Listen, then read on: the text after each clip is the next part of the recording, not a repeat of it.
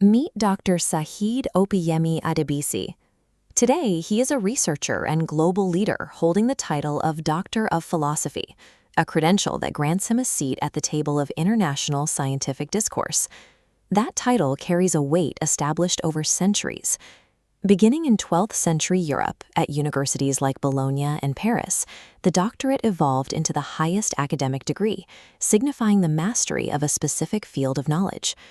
From the outside, the path to this title often looks like a straightforward progression for those with high intelligence and the financial means to cover the costs of higher education. But the raw math of Dr. Adebisi's individual journey reveals a more complex reality. This pursuit required 144 months of time, a 20 million Naira investment, and successfully navigating 34 separate institutional hurdles. To understand the human cost behind these figures, we have to look into his personal records, a PhD diary documenting a decade of challenges, from failed projects to the anxiety of looming bills. These records suggest that the doctorate is less a test of intelligence and more a long-term filter. It separates those who merely want to learn from those with the persistence to solve. To complete his work in molecular genetics, Dr. Adebisi needed access to specialized laboratories. However, he began the process with no established global network or institutional backing. This chart maps his outreach. Over 2 years, he contacted 150 international laboratories. The middle bars reveal friction. 75 never responded. 74 sent rejections.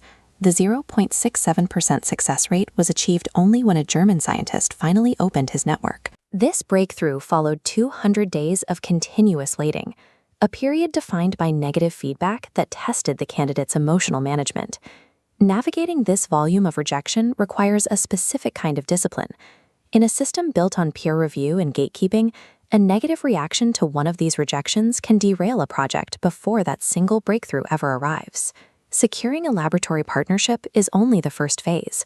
Once the research begins, the candidate enters a rigorous internal process of institutional validation.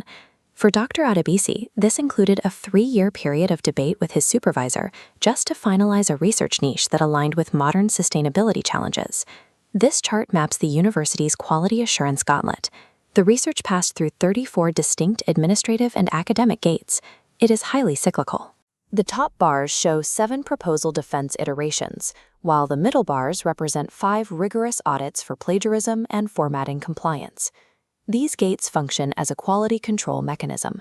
By forcing the researcher to defend their work against 34 separate points of scrutiny, the university ensures the candidate takes absolute responsibility for every finding.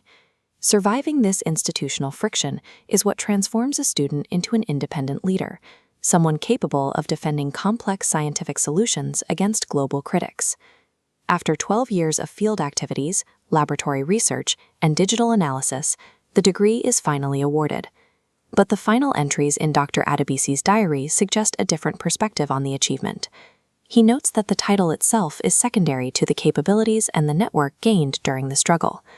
This section of the infographic visualizes the real-world impact of his work, described as a global leadership legacy. The logarithmic scale shows the tangible result of his resilience, engaging with 50 countries, connecting 250 scholars, and facilitating 100 global discussions. This impact brings us back to his childhood metaphor, the blank box. At the start, it represents an empty slate of pure potential. By the end, the box is no longer empty. It is packed with the specific data points of a global footprint.